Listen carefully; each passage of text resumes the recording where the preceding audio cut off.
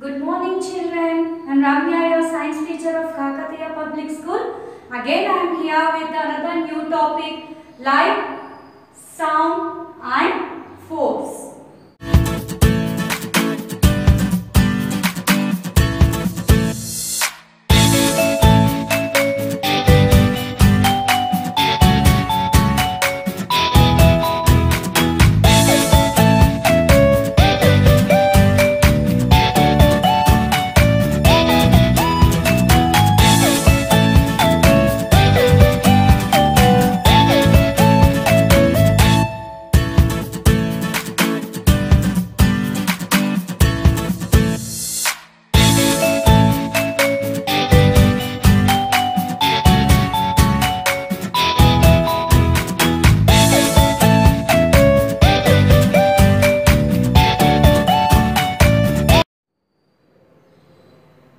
Okay, so to see an object, to see the objects, which sense organ is useful? Eyes. Okay, so only to how we are able to see the objects? In the presence of light only. In the presence of light only we can see the objects. Yes, if once there is no light, can we see the object? Can we guess the object? No, we cannot see what is there in that place. That is in presence of light only we can see the objects. In daytime we no need of putting on the lights. Only the natural light from where we are getting? From sun. Sun is a natural star and it is natural. We are getting light from the sun. At the night time, in our houses, we will on the lights. Okay? In bedrooms, hall, kitchen, everywhere, we will put on the lights and we will do our work. After finishing the work, we will be putting off. That means, in the absence of sun, we are using some things which giving the light. Come on, tell me the examples. From where we will get the light? Yes. From where we will get the light? From candle. Okay. From torchlight. More fire. More. From fire we will get light. From torchlight we will get light. Candle we will get light. Yes. So, these are the few examples from where sources of lights. These are the few examples of sources of light. From this only we will be getting the light. And the objects which will give us light, are called luminous things, luminous objects. Now these three things will give us light. If we light the candle, if we lit the candle, we will get a light. If we on the torch, we will get the light. And if we put a fire, then also we will get the light.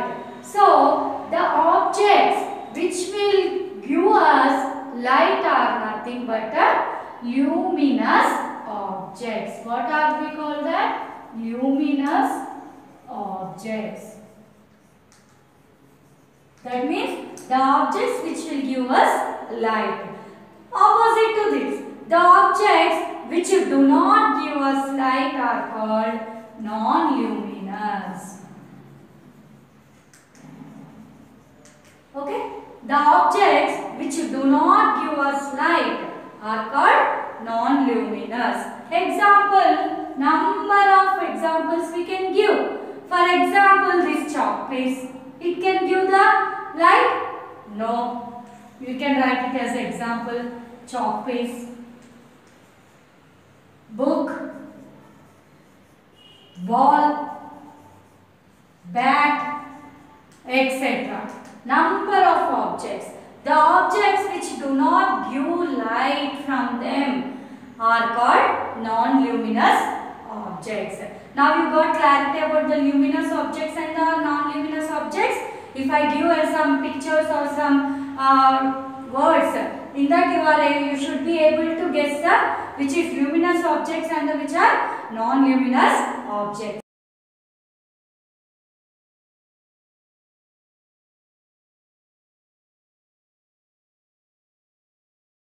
Next coming to the shadow. Next coming to the shadow. Before this thing, we will be learning something about the light.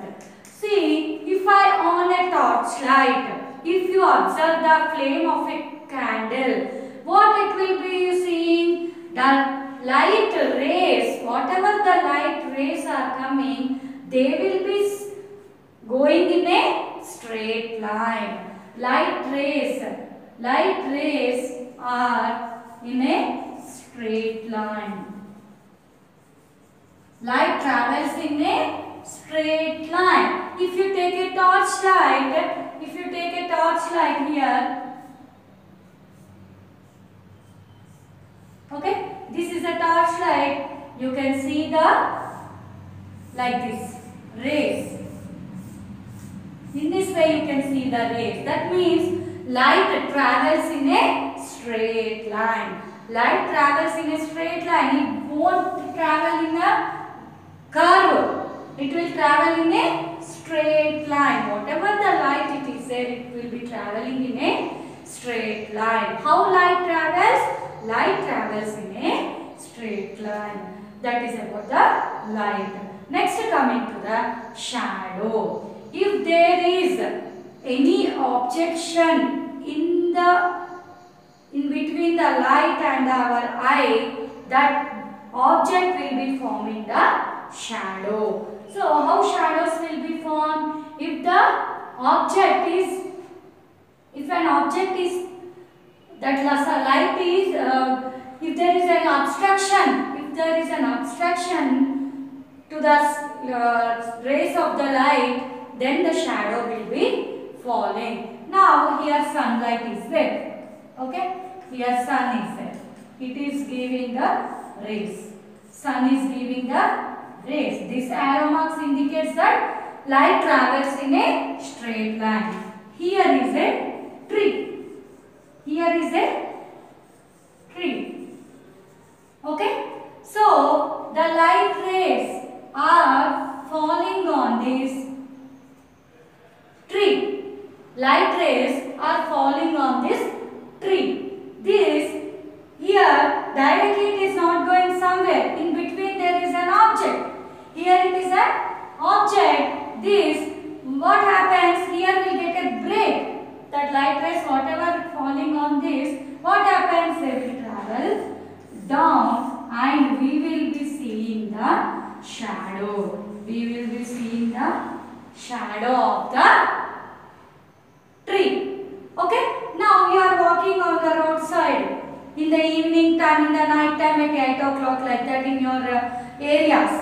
Street lights will be there. You can see beside when something is moving along with you.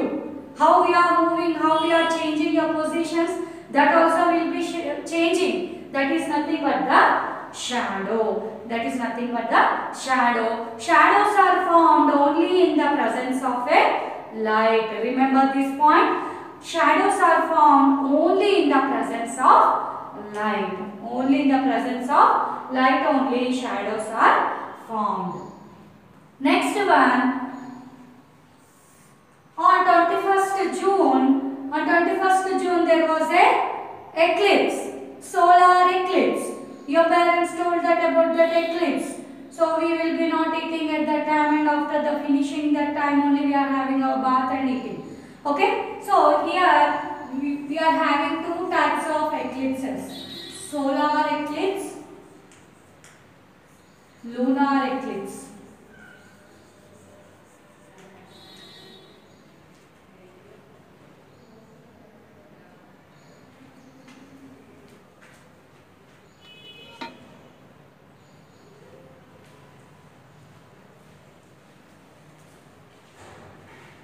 Okay, two eclipses. You know that Earth is rotating itself and sun.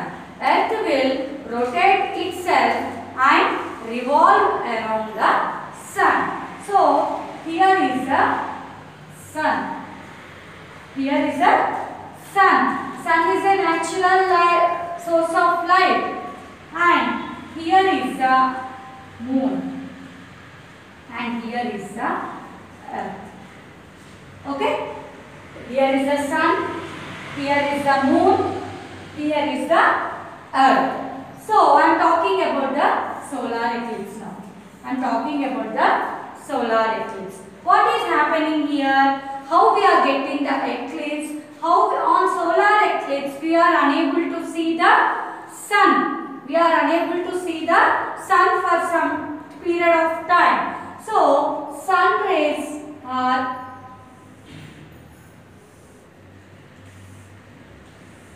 okay.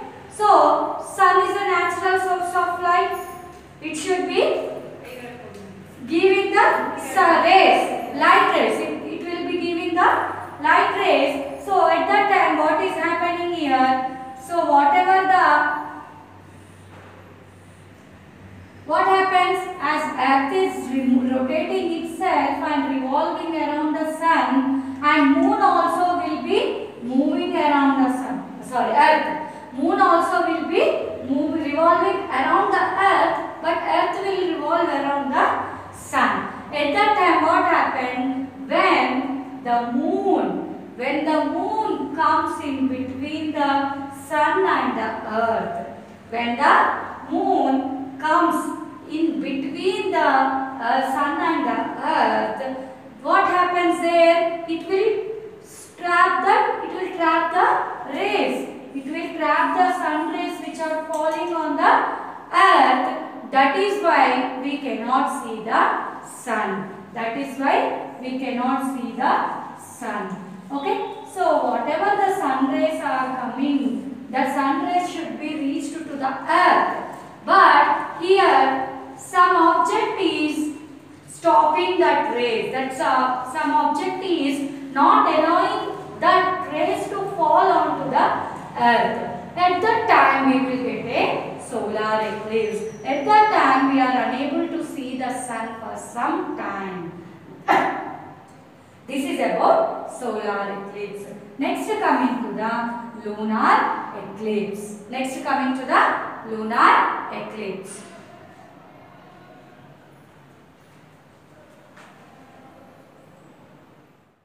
Okay. Next coming to the lunar eclipse. Next coming to the lunar eclipse. See, here is the moon. Here is the earth. Here is the sun. So, when the earth, earth will be revolving around the sun, moon will be revolving around the earth. When the earth comes in between the sun and the moon, when the earth comes, sun and the moon, then we will get a lunar eclipse. You can ask how, madam? So, moon doesn't have its own light. I told in the class, okay, going into space, I told that topic about moon do not have its own light. It will reflect the sunlight. It will reflect the sunlight. So, in order to reflect that sunlight, it will be rotating around the earth. It will be revolving around the earth.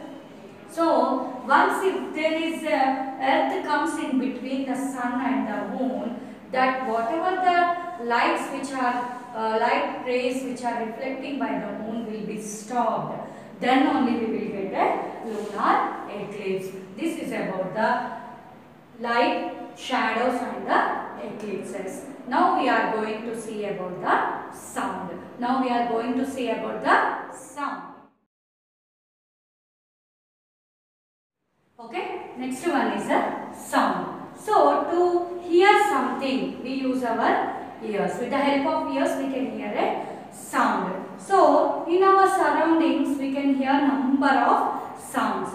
In our surroundings, we can hear number of sounds like chirping sound of birds, chirping sounds, ringing the doorbell sound, okay, So what we are reading and talking, shouting the sounds.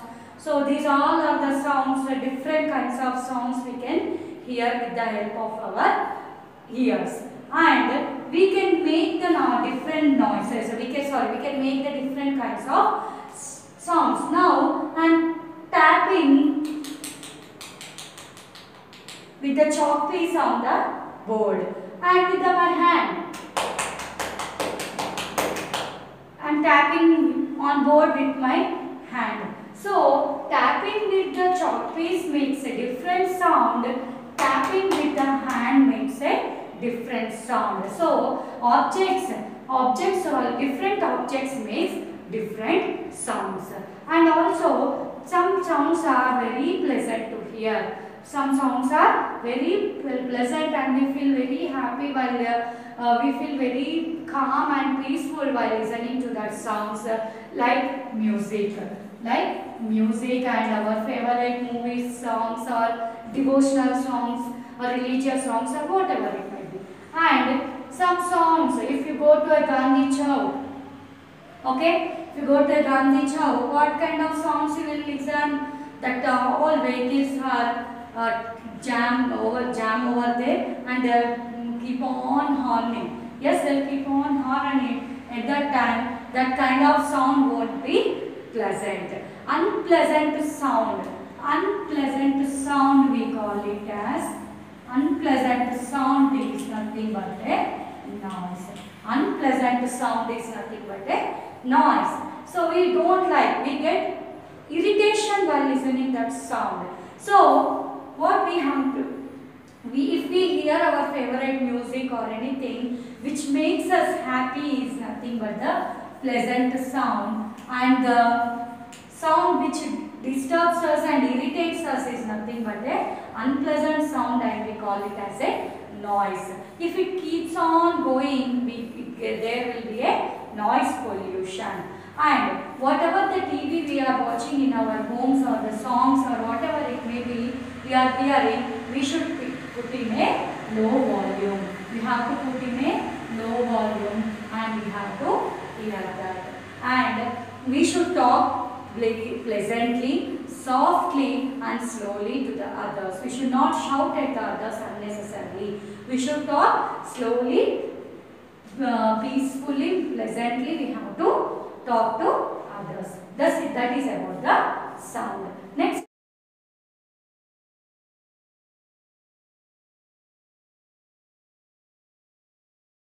Coming to the force. So next coming to the force. Now I will be showing some pictures. By that pictures you will come to understand, and I will ask questions that about that pictures. Here are the pictures. Okay. In these pictures, what they are doing? In these pictures, what they are doing? In these pictures, what they are doing in these pictures? They are, what they are doing? They are pulling and pushing. They are pulling, pushing, pulling, pushing. They are pulling and pushing. So at that time we need some energy. We need some effort. Some work should be done there. Some work should be done there. That work is nothing but a force. That work is nothing but a force. Force can be able to move the object. Force will be stop the moving object, and force will be change the shape of the object. So now ball is there. Okay, I will throw the ball. So I have to put some force on the ball with the hands. I have to put some force. I have to apply some force, and I should throw it. Then only it will be moving. And also ball is coming on the floor. It is rolling on the floor. I should stop that ball. So simply I will put my feet on that. Okay, I should apply some force on that, then only it will be stopping. Now, you know the mouse?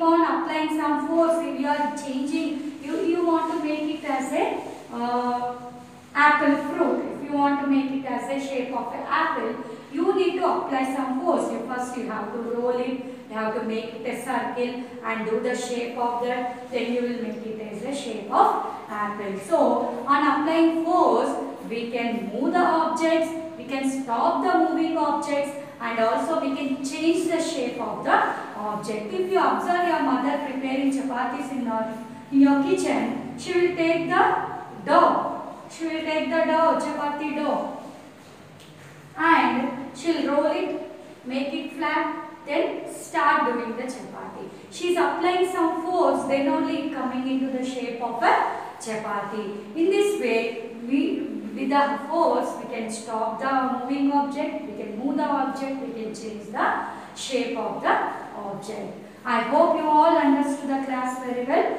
So, now I will be giving you the worksheet.